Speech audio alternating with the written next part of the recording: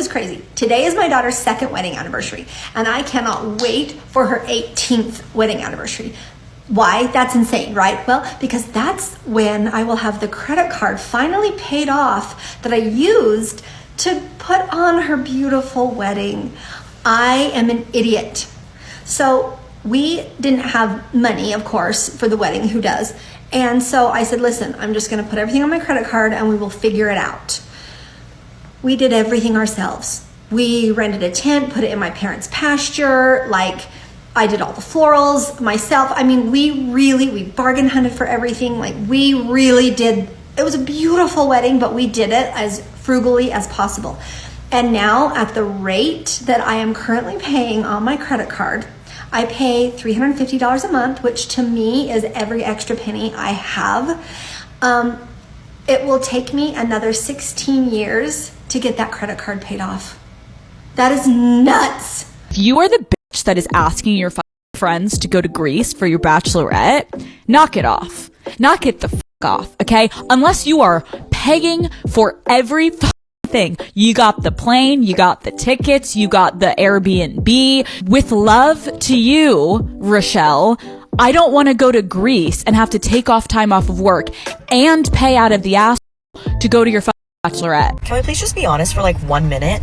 Who is paying for y'all's weddings? Like, is it your parents? Are you dipping into your life savings? Are we going into debt? Like, what is going on? Because my fiance and I, we've been engaged for almost a year and we do pretty well for ourselves. Like, we're fine. We just bought a house. We're good. We're chilling. I'm tired of feeling like a broke bitch. Every time I get a quote back from a venue that wants $20,000, $25,000, $30,000 baseline just for the venue, food, and drink for like 50-ish people, and you still don't have flowers, you don't have decor, you don't have DJ, you don't have photos, you don't have a dress, you don't have travel to get there. It's like, at a minimum, it's gonna cost $30,000, $40,000, $50,000 for like a 50-person wedding. And I don't know who's affording this. And it's not just me, because it's 4 of us total in my friend group that are engaged right now, 3 other girlfriends of mine. Everyone says the same exact thing. Everyone requests a quote, they panic, and then they just close their laptop and they stop wedding planning for like 2 more months because they're like, what the fuck is going on? Who's paying for this? And again, we're all in our late 20s, if not early 30s, and every single one of us feels this way. And no one has picked a date, picked a venue, or started actually planning their wedding because they're like appalled by the cost of everything. And it's not even about the money also, because if you have it, great, but we also can't really stomach the fact that you're about to drop 50 grand on one day when you could buy a house, or you could buy another house, or an investment property, or literally do anything else with that money. And I get it, it's your wedding and it's supposed to be special and it's supposed to be hopefully only once and it's supposed to be the best day of your life, but like, why does it cost 50 grand?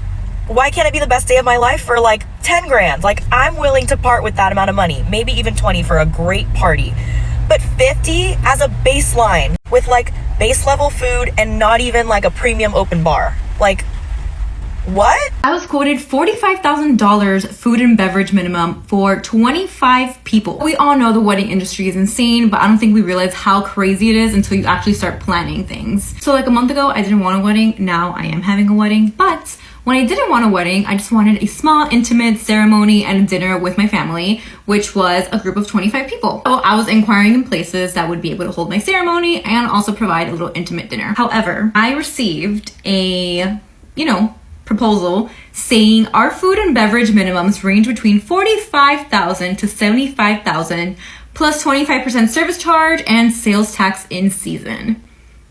I can go to the nicest restaurant in Miami and pay a fraction of that. And I mean, when I got this email, I was like, no, she obviously added an extra zero. Like, there's no way. This is just food and beverage. This didn't include the ceremony costs, didn't include florals, didn't include anything else except food and beverage. Stay safe out there. Wedding cost transparency, let's get into it. So it took a lot for me to even muster up the courage to make this video, because a lot of the times I even find myself thinking, you're paying how much? For what?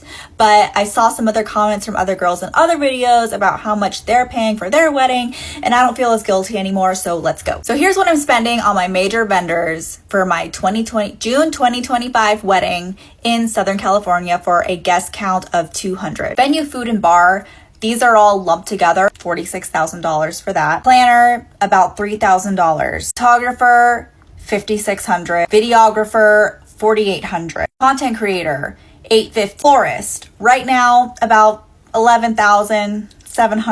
DJ MC, $4,000. Photo booth, $1,250. Hair and makeup, $3,500. Remember those minimums that I talked about in my other video? Yeah, it got me there. Miscellaneous rentals, so like lighting, dance floor, upgraded chairs, upgraded bar, etc. About $7,000. Okay, so that was just for my major vendors. If you add in how much I spent on my dress, alterations, bridal accessories, how much my fiance spent on his tux, all of the other little things that go into planning a wedding, all in, we are going to end up spending $90,000 to $100,000. Please be kind to me. Please be kind to me. I am well aware that that is an absurd amount of money to be spending on a wedding. It's an absurd amount in general, but believe it or not, it's not uncommon to be paying that type of money for a wedding of my size in Southern California. Brides, how are you paying for your wedding? Serious question. Did you take out loans? Have you been saving for years? Did mom and dad help? Did you get a second job? How did you pay for your wedding? Because I've got to tell you, my parents have paid thousands and thousands of dollars towards my wedding. And my fiance and I are still paying several $1,000s between our wedding and our honeymoon. Now for us, we had to both get second jobs to pay for this. And no, we did not do the total DIY style of wedding, but we didn't go all out on stuff either. And then I get on TikTok and I see all of these brides having these absolutely beautiful but super luxurious weddings. And I'm like, how did you pay for that? I know someone who went to Italy for a wedding this year. Italy. And it was not a small invite list. So my question is, am I just surrounded by millionaires and I didn't know it? Or do you guys have some kind of secret that I don't know about? I got this question a lot, so I'll show you. Keep in mind this spreadsheet is not complete. Like I know that a few things are missing off of this, but at least this will give you like a general ballpark. Okay, this was kind of like my running expense sheet. Right here on the bottom, it says the total was $38,000. Really, it's gonna be a little over $40,000. Again, not everything was on here. Like I forgot to include the save the dates, the invitations, the postage to mail those things out. Yellow is what me and my husband spent, and pink is what my parents spent, and then that little green right there, that's what my sister covered. But she was so awesome. She let us use her house for my bachelorette, my husband's bachelor, and the rehearsal dinner. I think what caught me off guard was like everyone thinks about the big ticket items, right? Like the venue for $6,500, photography for like a little under $5,000, etc., which is kind of crazy, I know. But really the things that come to bite you in the butt are all the expenses at the very end, like when you get closer to the date that you don't think about in the beginning. Like the ice for the alcohol and the sign our guest book sign, welcome to our wedding sign, like all these little things at the end add up. Plus, if I were to get married now with those same vendors, it would cost me at least $10,000 more. Because my venue is now charging $2,000 more than what I paid. My photographer and videographer now charge an additional $1,000. My wedding coordinator no longer offers packages less than $1,000. Like I could go on and on, you guys. I hope that helped. Number one piece of advice is sit down and price out everything before you book anything. Because by the time me and my husband wised up to what was going on, we had put too much money down and it was too late to pull out. So again, buy a house, don't have a wedding. I don't know if this is an unpopular opinion or not, but I'm gonna share it. This is the main reason why I will not be having a wedding. And no, it's not because of the cost, although that is a big reason. Okay, so my fiance and I got engaged like 2 weeks ago. We've been together for 8 years, since we were like 17 years old. And we've discussed all these things and have made our decision to not have a wedding. And one of the biggest reasons for me is because I am a very anxious person. I simply cannot imagine standing up there on the altar and having the most intimate moment of my life with my partner while all these eyes are on us, watching us. That is the most uncomfortable, anxiety-provoking thought to me. Like that actually makes me ill to think about. I'm not even like being dramatic. I don't know if anybody else feels like this, but any time that I have attended a wedding, when it comes to the part to like exchange vows and kiss, to me, it feels like when you're watching a movie with your parents and a sex scene comes on. Like it feels so uncomfortable, you want to look away. Like I feel like I shouldn't be there. There has to be somebody else that feels that way. But I just personally feel like that would take away from my moment so much. I wouldn't even be able to feel comfortable or enjoy it because I just know I would be so in my head and just feel very uncomfortable. I just want that moment to be between me and my partner. We'll have our elopement and then we'll come home and we'll have a party afterwards with friends and family. And I think another big reason for this is because my parents are divorced. I have been hyper independent from a very young age. I love my parents and I love my family, but I'm not super close to them. And this is just how I feel. Like, it's nothing personal against them. It's just a matter of how my partner and I feel comfortable spending our day together, the most intimate time of our lives. I also don't want to deal with the stress and anxiety of who's invited, who's not invited, the drama between my parents and my dad's crazy girlfriend, and just all the planning in general.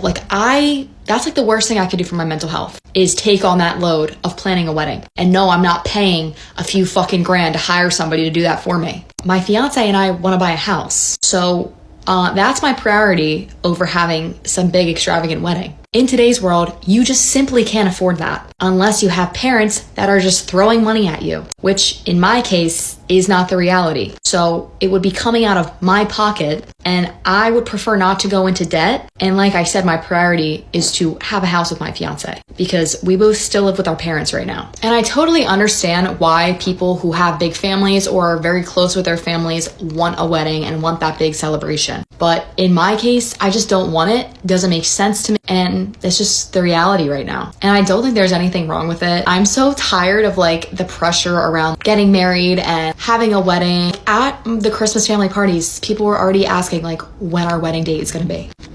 I'm sorry? Like, holy shit. Holy shit. Calm down. Wedding culture is fucking weird and it's fucked up. And I won't be taking part in it. Thank you. If you're married and in debt and you and your spouse are not on the same page about working towards financial freedom, get a divorce. Okay, not really. I want to address this comment right here. Me and my husband were not always on the same page. So I feel you.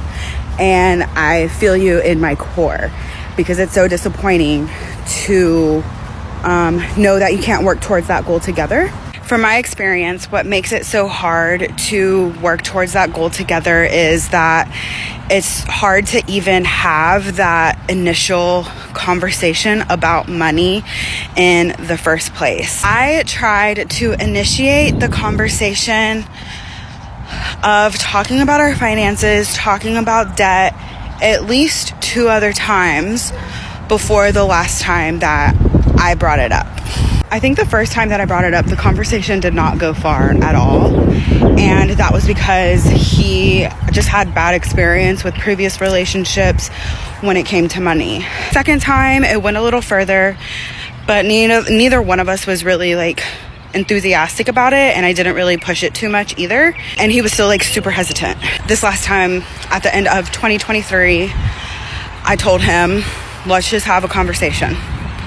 Let's go through all of our bills, see where everything ends up throughout the month.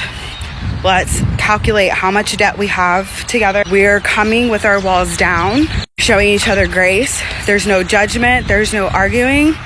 There's no, why did you do this? Why did you do that? What is this? What is that? We're literally just looking at the numbers and letting our walls down. It's a really uncomfortable conversation at first when it comes to finances, and I totally understand that.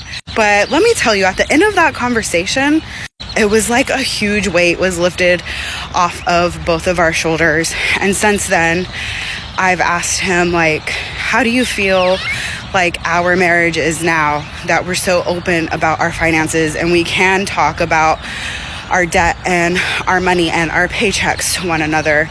Don't get me wrong, there's still a little tension every now and then when we're not like understanding one another. His response is literally like, it's great to be able to be that vulnerable with one another. Yes, we're on the same page now, but he is nowhere near as enthusiastic as I am about paying off this debt.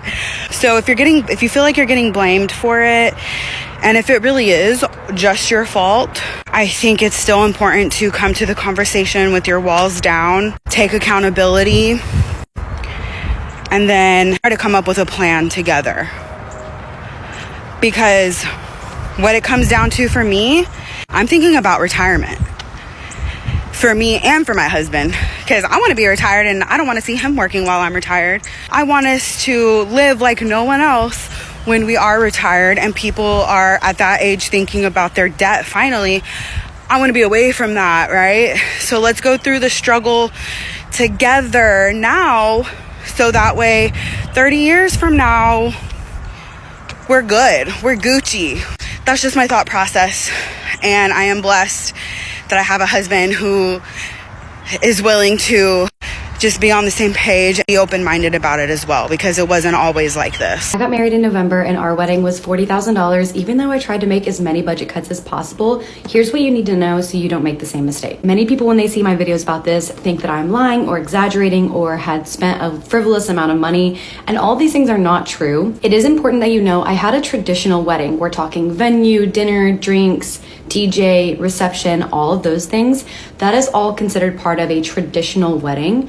Anything like a micro wedding or elopement or backyard wedding, destination wedding, those are all going to be different types of weddings. So there are ways to have cheaper weddings. It's important to understand that if you're having a traditional wedding, it's going to be very, very, very difficult for you to have a much lower cost wedding. Another thing I think a lot of people don't realize is I tracked every single dollar we spent. And one of the biggest reasons I ended up spending what I did was hidden costs. Let me paint a picture. You're going to an airline and you're going to buy a ticket. Tells you the ticket's price up front. You know there's probably going to be some taxes and maybe some stuff at the end, but you don't know how much that is until you get to the end and you've already went through all the process. And yeah, you could back out of the flight last minute, but you really need the flight anyways, so you go ahead and pay those extra fees. The difference between getting a flight and expecting these costs and a wedding is you only get married once for most people. This is not something that you're going to be prepared for unless someone tells you. I personally was never told. I don't find that a lot of wedding budget content on TikTok is helpful because many people will tell me they save money by having a friend make dinner for them, their aunt made them the wedding cake, and these are not feasible options for everyone. So they can't be reasons to shame other women who had to spend more money just because they didn't have those resources. I have to show you in another video what my actual cost breakdown was if you're interested in that, but I did create a wedding budget template. It's linked in my bio because if I would have been able to see these costs up front before I planned anything, I know for a fact I would have saved thousands of dollars. I know that not a lot of people are willing to speak up about how much they actually spent on their weddings. I know that most people around me whose weddings I've been to recently were at the minimum above 25K. Now the average cost of weddings is $30,000. I think that's a little outdated and needs to be increased. These are things that are important to know and they're not meant to scare you, they're just meant to prepare you. Let me know if you have any questions specifically about my wedding and follow for more.